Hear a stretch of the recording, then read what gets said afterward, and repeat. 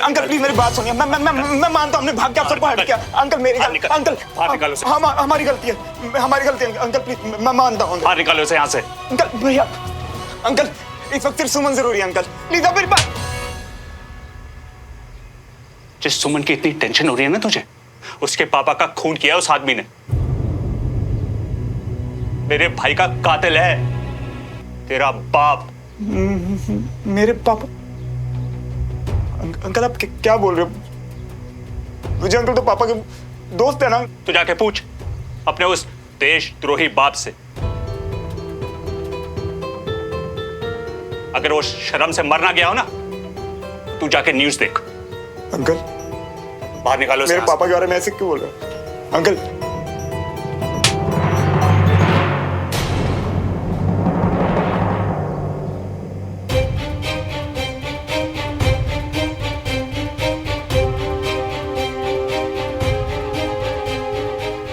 दद्दू please. खबरदार, अगर अपनी गंदी जबान से मेरा नाम भी लिया, इससे पहले कि मेरे हाथों कुछ हो जाए, यहां से निकल जा। दद्दू निकल जा यहां से। दद्दू निकल यहां से। दद्दू निकल। दद्दू निकल जा।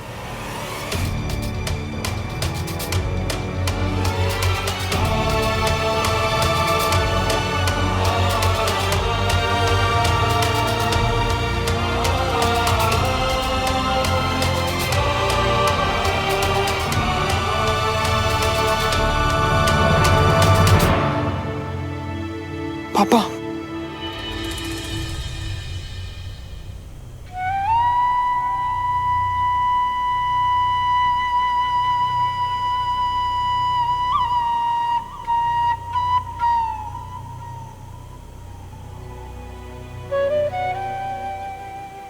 या भाई साहब, और वहां अस्पताल में भी ना, उसकी डिलीवरी में भी बहुत वक्त था, लेकिन वो भाई साहब की खबर सुनते ही उसको लेबर पेन हो गया। बेचारी कंचन अकेली बीना के साथ।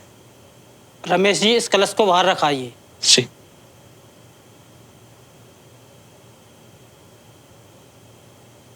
मेरे बेटे को शहीद होकर नहीं, जिंदा रहकर देश के लिए लड़ना था। अगर उस भ्रष्ट देवराज मल्होत्रा ने लालच में आके नकली वेस्ट जैकेट न बनाई होती, तो मेरा बेटा आज जिंदा होता, यहां मेरे पास होता।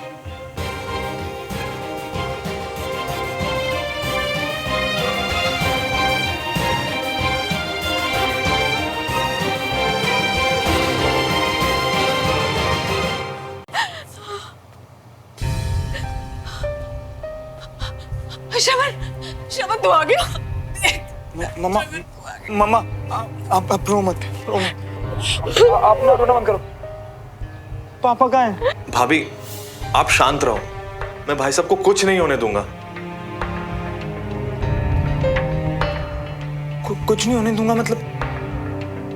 पापा कहाँ हैं चाचू?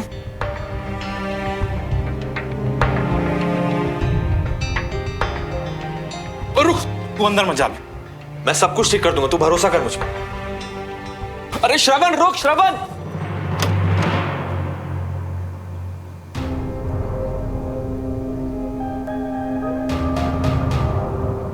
वेस्ट डील वाली फाइल है ये, हथकड़ी लगाओ। नहीं, हथकड़ी क्यों? कुछ नहीं किया इन्होंने। पापा बोलिए ना कुछ। कोई गलतफहमी हुई है इन्हें श्रवण, पता नहीं कहां से इन्हें ये। आपको जो भी बोलना है थाने में चल के बोलिए, और हाँ, अपने बेटे को बोलिए हमारे बीच में ना आए। ये काम है आपका? हाँ, एक बेकसूर को घर से उठा के ले जा रहे हो, इल्जाम क्या इनका? देवराज मल्होत्रा पर भ्रष्टाचार और देशद्रोह का संगीन आरोप है।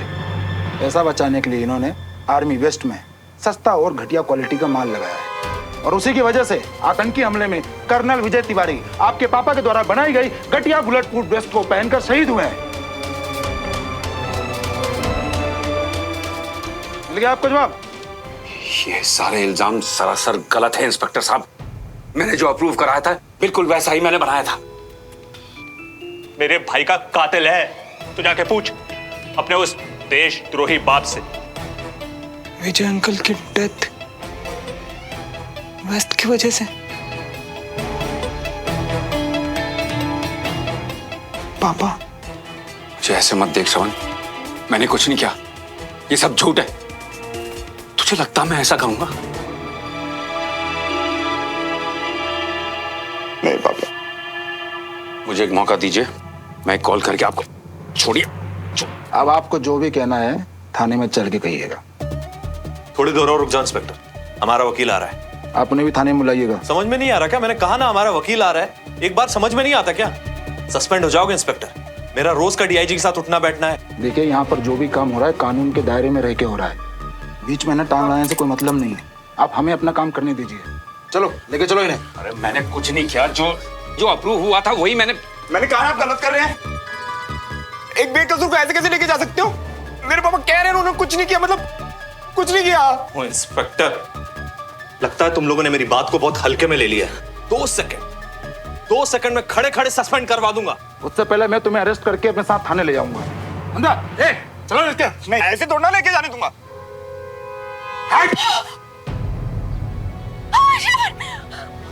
श्रवण,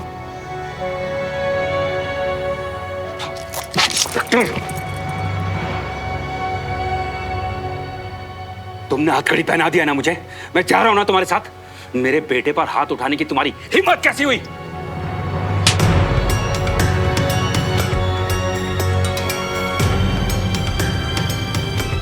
चार पैसा कमाने के लिए तुम बेईमानी करते हो और देश के साथ गद्दारी करते हो। अब तुम्हारी यह हिम्मत हो गई कि तुम पुलिस वाले के साथ गुंडागर्दी करोगे। ए, लेकर चलो।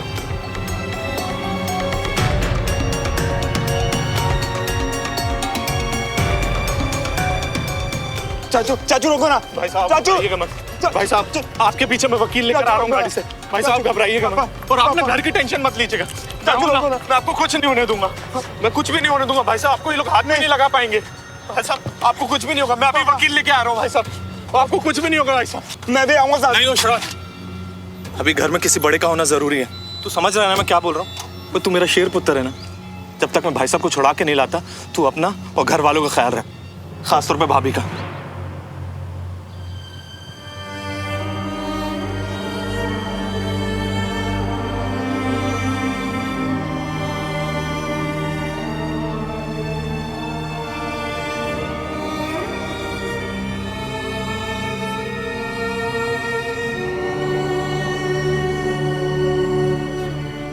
ठीक है, मैं नहीं अकेले छुट के जाने वाली। मैं तेरे साथ चलूंगी। ठीक है। और तुम लोग अपना ख्याल रखना। मैं भाई साहब को जल्दी छुड़ा लाऊंगा, अपना ख्याल रखना।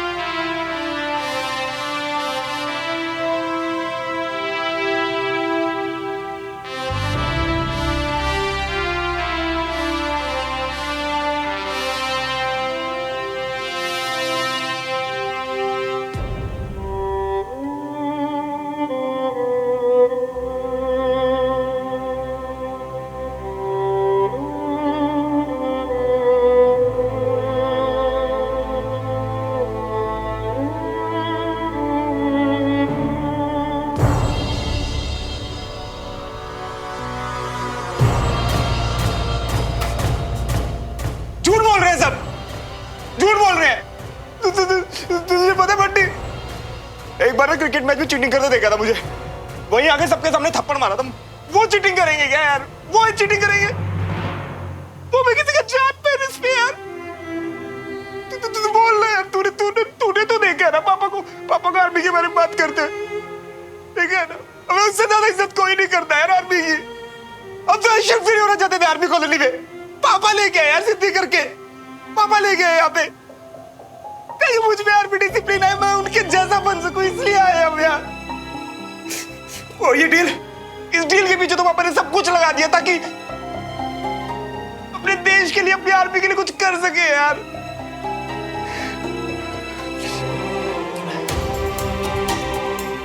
नहीं बंटी, मैंने ना पापा की आंखें देखी थी, वो झूठ नहीं बोल रहे। और विजय अंकल तो दोस्त है ना पापा।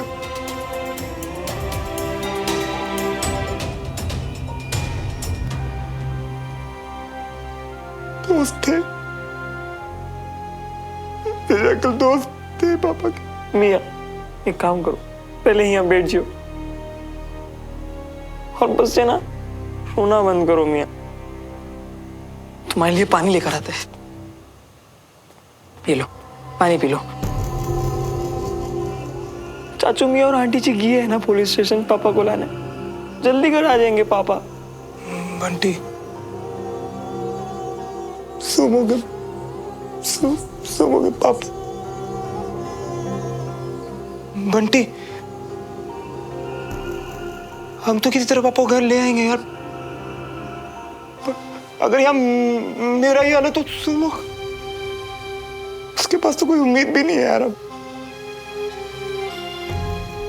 उसके पास कोई उम्मीद नहीं है अब यार।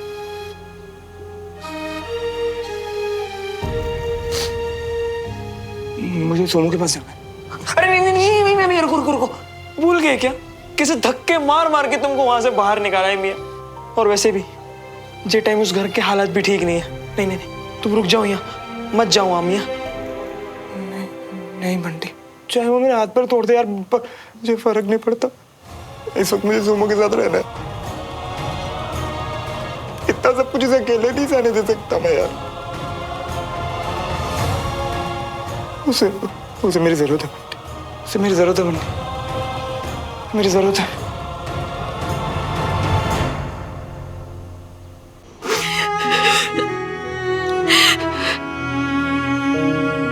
पापा, मेरे बेस्ट पापा।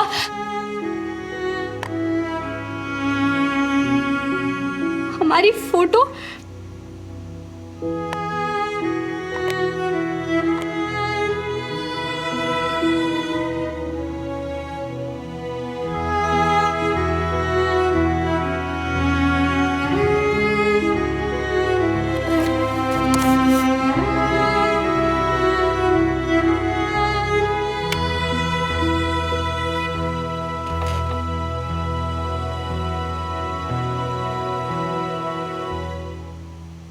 माय फेवरेट कैडेट, तुम्हें खुद से दूर भेजकर बिल्कुल अच्छा नहीं लग रहा। तुम्हारे कमरे में आकर तुम्हें हंसता हुआ देखना चाहता हूं बस। खाली कमरा बिल्कुल अच्छा नहीं लग रहा।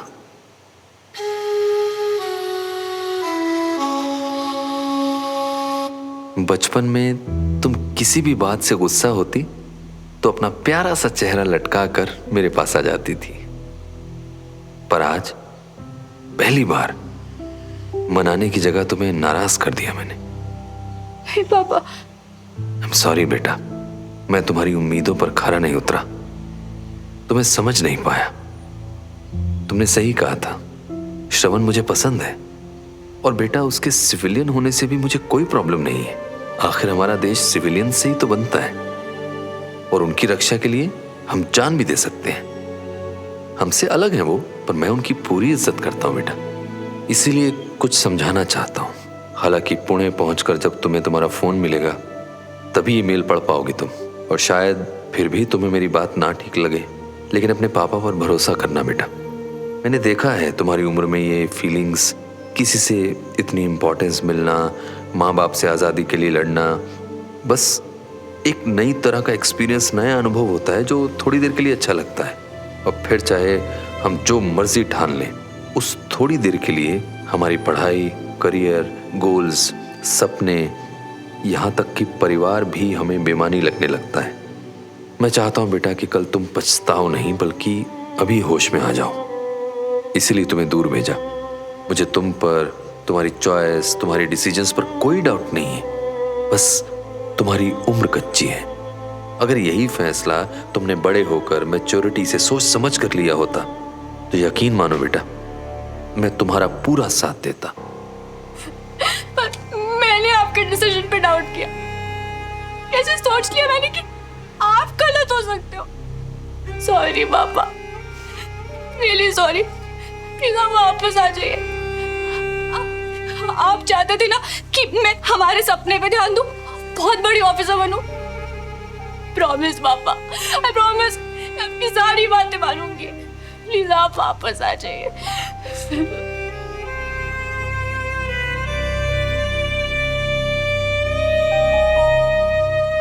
मेरे नजरिए को समझने की कोशिश करना बेटा, और उम्मीद करता हूं कि अगली बार जब हम मिलेंगे तो तुम मुझसे नाराज होकर नजरें नहीं चुराओगी, बल्कि हमेशा की तरह दौड़ती हुई आकर अपने पापा के गले लग जाओगी। I love you my favourite candidate. I love you पापा। तुम्हें पता है कि देश के बाद मेरे लिए सबसे इंपॉर्टेंट तुम हो। प्लीज पापा को समझने की कोशिश करो बेटा। उम्मीद करता हूं ये पढ़ने के बाद जब अगली बार मिलेंगे तो हमारे बीच की सारी दूरियां खत्म हो चुकी होंगी, और आज जैसे पहली बार बिना गले लगाए तुमने मुझे मिशन पर भेजा है ना, फिर कभी नहीं भेजोगी। रियली सॉरी पापा। मैं बहुत मतलबी हूँ, बहुत सेल्फिश हूँ। आप अपनी लाइफ के लिए लड़ रहे थे, मैं अपने में खोई हुई थी। मैंने बहुत कोशिश की पापा, पर आखिर मैंने अपने होश खो ही दिए। मैंने पापा के बारे में नहीं सोचा। I'm sorry पापा, I'm really very sorry. I love you पापा।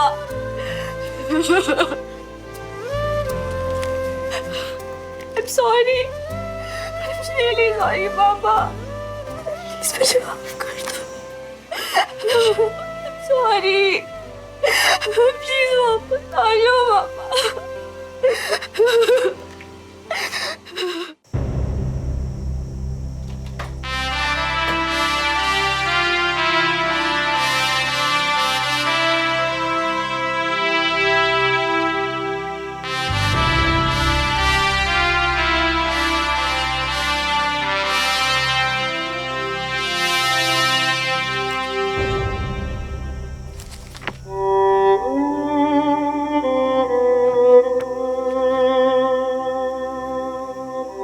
आप मुझे माफ कर देंगे ना पापा? I am sorry, I am really sorry. बहुत बड़ी गलती हो गई पापा। I am sorry.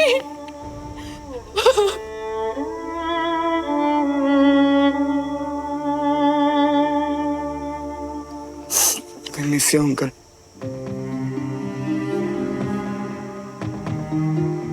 एक ही दिन में कैसे हमारी दुनिया उलट पुलट हो गई ना सुनो। विजय अंकल हमें छोड़ के चले गए। तुम्हें पता है सब लोग ना मेरे पापा को देशद्रोही बुला रहे हैं। उन्हें ना पुलिस पकड़ के ले गई। पर हम तो सब जानते हैं ना सुनो। और अगर विजय अंकल होते ना तो वो भी यही कहते कि उनका दोस्त ऐसा कर ही नहीं सकता, है ना सुनो। भ्रष्ट देवराज मल्होत्रा ने लालच में आके नकली वेस्ट जैकेट में बनाई होती तो मेरा बेटा आज जिंदा होता।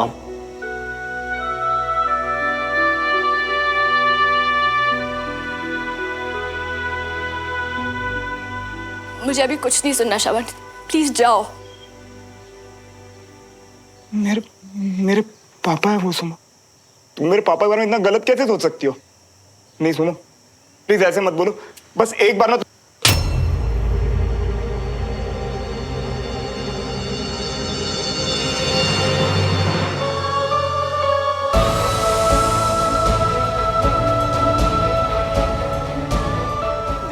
पापा को खोया है श्रवण।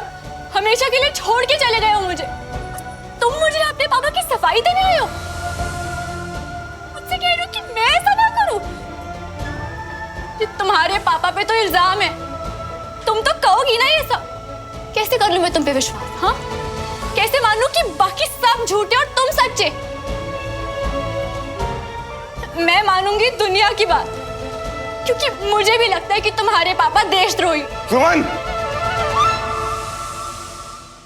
मेरे पापा तो रिस्पेक्ट करते थे सिविलियंस की, मानते थे कि तुम लोग अलग हो पर अच्छे हो। शायद जान ही नहीं पाए बेचारे कि तुम लोग कितने मतलबी हो सकते। पैसों के लालच में जान तक ले सकते हो तुम। सुमन,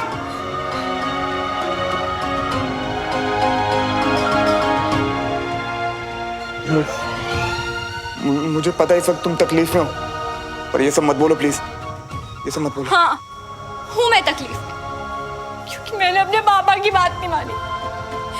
मेरी भलाई के लिए वो मुझे तुमसे दूर करना चाहते थे। उसी टाइम मुझे तुम्हें छोड़ देना चाहिए था।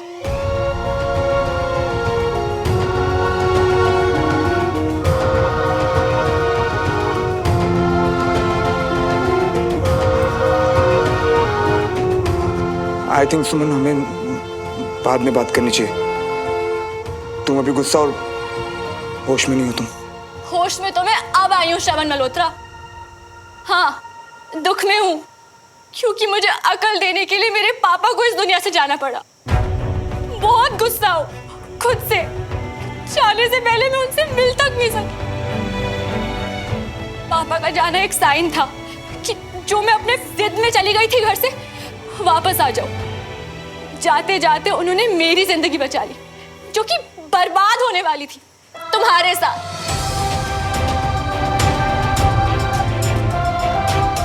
तुम्हें ये सब सच लगता है?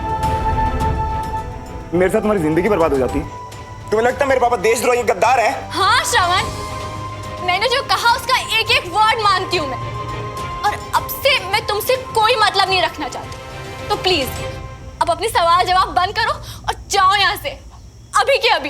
तेरी मोहब्बतें